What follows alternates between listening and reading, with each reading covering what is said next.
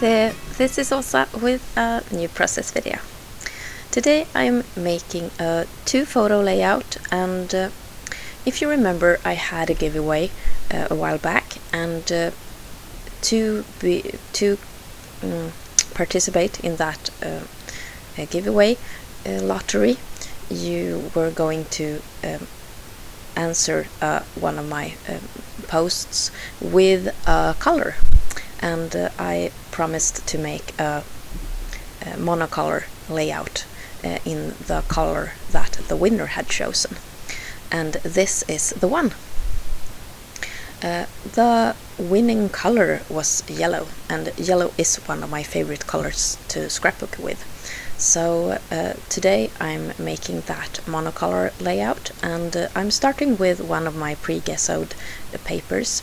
It's basically a paper that I didn't like anymore, and I have painted it with 2 or 3 coats of white gesso. And then I just have a huge stash of those papers in a container, and when I want to do mixed media, I just grab those, and I'm on the way, on the go. And what I did was that I used some modeling paste with a couple of my homemade dot stencils, and then I let it dry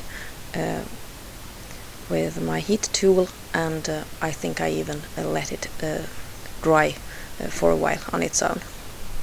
Now I'm taking out my new watercolors and a water brush, and I'm just lightly trying to apply yellow paint onto this background. And several times during this process I thought, this ain't going to work. It looks like not that good. But I kept going, and I think one of the tricks or the ideas with mixed media is that you keep going, and keep going. If you don't like it, add another layer, and that's pretty much the method I'm using on this layout. First, I wanted to try some stamping with acrylic paint. I have done this earlier in my scrapbooking days, and I remember that it gave it's not a crisp print, but it gives that mixed media kind of feeling that is so nice. You have something in the background, and then you cover it up with more layers. And even if it isn't, and even as it's not fully visible, you still see a hint of it, and it gives interest to the background. This is a circle stamp from Technique Tuesday, and it says "Look here," and that's pretty much it goes with anything. And I still, when I gotten this far, thought that this was going in the bin, but like I said, I kept going. I'm using my heat tool during this process quite a lot, because I'm applying a different kind of medium, and also in many different kind of sets, so I need to dry them in between. Now I'm picking up my trusty cardboard box, and I'm starting to spray with some glimmer shine, or glimmer color shine, sorry. And I'm putting the whole page at an angle and let it drip or run down the page. I took just a wet wipe and soaked up the excess. Now I'm adding some clear gesso to the yellow paint that I already had used for the stamping, and what it does is that it dilutes the paint a bit, and I think it's almost like adding water, but it's not water, and so the paint is still thick, or thicker than it would have been if you had used water. So I just mess some with a palette knife on top of the stuff that I've already done, and then I dry it some more. I don't think that I've ever made a yellow monocolor layout before, and I thought it was really interesting because I normally use yellow as an accent to brighten up another color scheme. And this time my biggest problem was what kind of photos goes with this background. So I needed something that had a little yellow in it, so it didn't go off too much. And I had two photos from this summer when we went to the zoo, and we went over a bay with a car ferry, and those photos were had yellow in them because the ferry had a yellow was yellow. So those will be the ones featured in this page.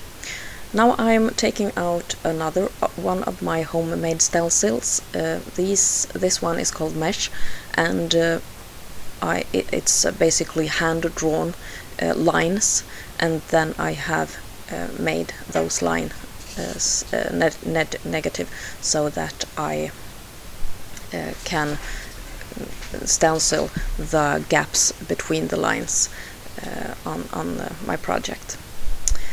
Now I used modeling paste with mango gelato through that stencil, and then I'm applying some orange mist.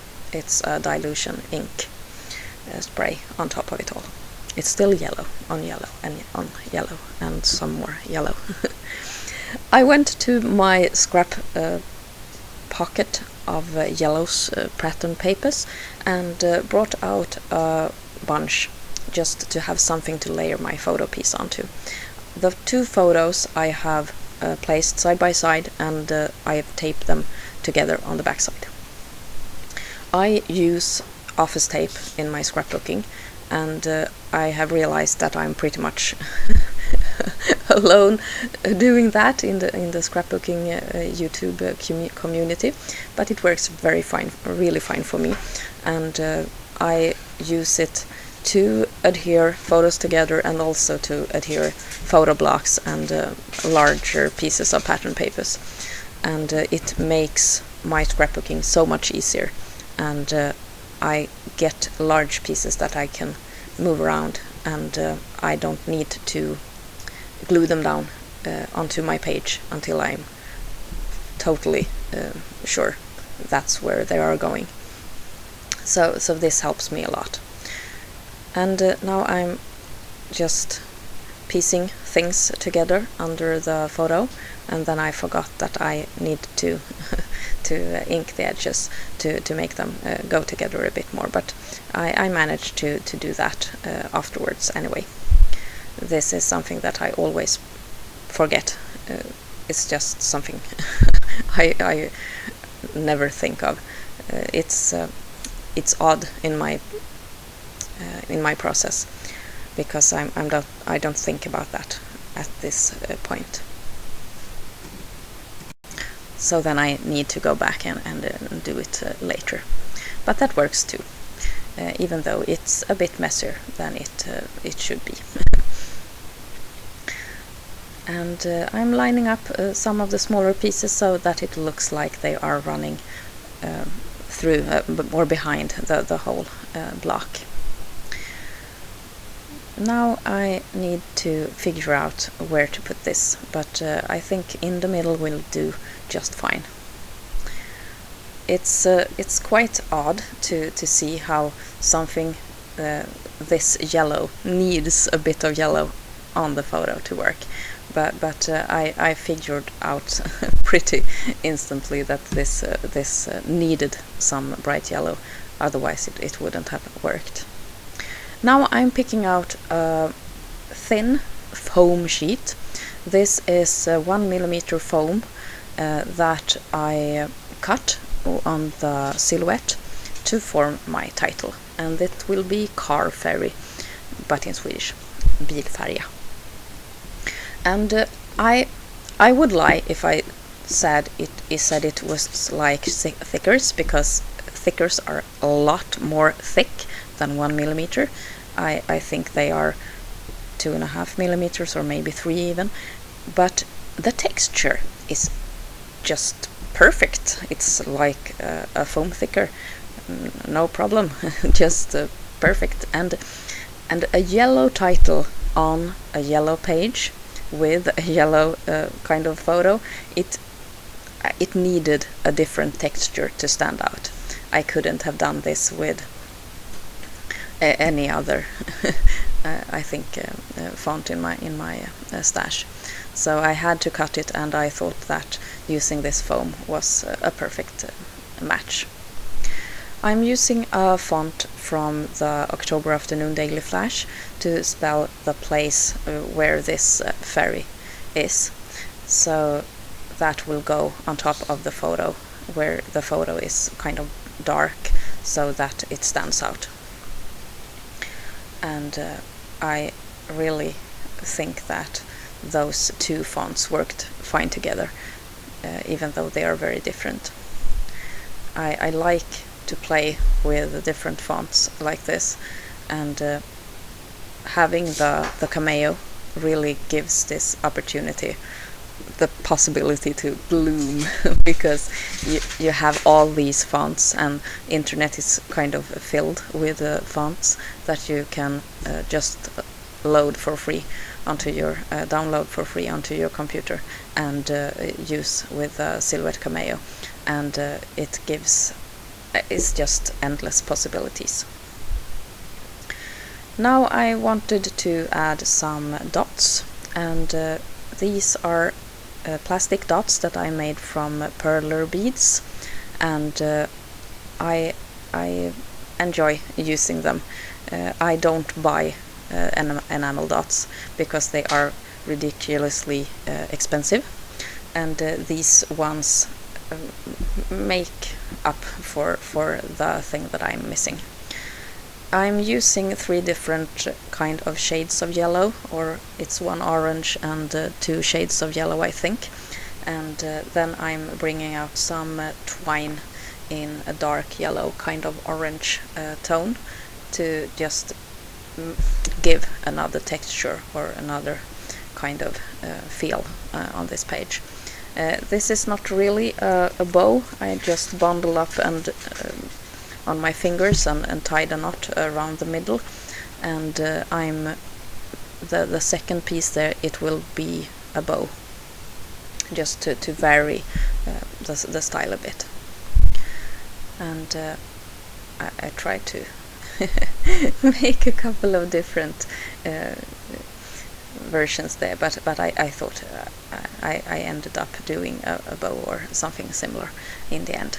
This is the finished page, and it is yellow. Yeah, indeed, it is yellow, and but it has all these different layers, and they are different shades and fun, I think, and it suits perfectly with the car ferry that we traveled with.